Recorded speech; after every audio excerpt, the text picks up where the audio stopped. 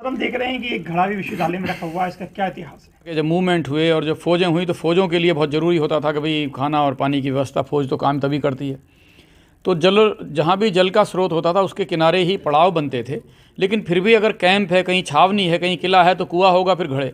तो ये फौज को पानी पिलाने के लिए बनवाए हुए विशिष्ट प्रकार के वो घड़े हैं, जिसमें ईस्ट इंडिया कंपनी के फौजियों ने पानी पिया था जब उन्होंने हिंदुस्तान को इधर कहना चाहिए कि जीता है।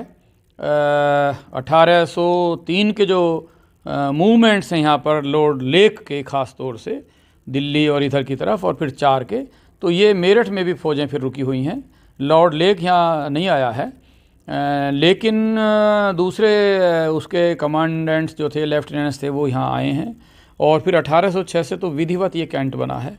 तो जो कैंट, जो अंग्रेज़ों की उस समय फ़ौज है, ख़ास तौर से जो गोरी पल्टन है, इस प्रकार के घड़े बनाए गए और वो सबको पानी पिला सकें, उतनी वो कर सकें। तो ये उस वक्त का एक ऐसा घड़ा है। इसी को पिलाने के रूप में इस्तेमाल करते थे।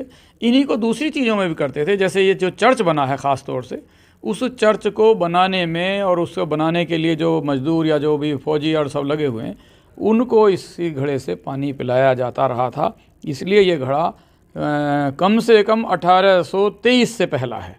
मतलब अंग्रेजों के ज़माने का ये घड़ा आज भी यहाँ 1806 से 1823 के बीच का ये घड़ा है, कभी इन 16-17 सालों में बना हुआ। सर ये आपके पास कहाँ से है?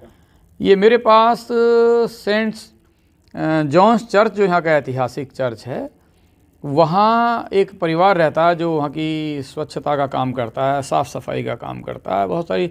तो उनकी तरफ ये एक तरफ पड़ा हुआ था, झाड़ी से में पड़ा हुआ था। चूँकि ये यूज़लेस था, यूजफुल नहीं रह गया था, लंबे समय तक रखे हुए उसमें वो दाना वाना, अपना आटा कुछ भी रखने का कोशिश भी करते थे, लेकिन इसकी तली निकल चुकी थी घिस घिस कर। जब तली निकल गई तो उन्होंने इसका फिर इस्तेमाल करना बंद कर दिया। लेकिन अच्छा था कि उन्होंने फोड़ा नहीं, फेंकाने वाली झाड़ी की तरफ को रखा था। तो मैं जब गया, मैं अक्सर जाता था वहाँ, मैं वहाँ की प्रेयर्स में भी कभी कभी जाता था जब फादर जॉन लाल वहाँ पे थे। ऐतिहासिक जगह है तो मेरा रुचि रहती है कि मैं ऐतिहासिक जगहों में जाऊँ और उसका सब आनंद लूँ जो वहाँ के लोग कर रहे हैं। तो ऐसा मैं ये भी करता हूँ।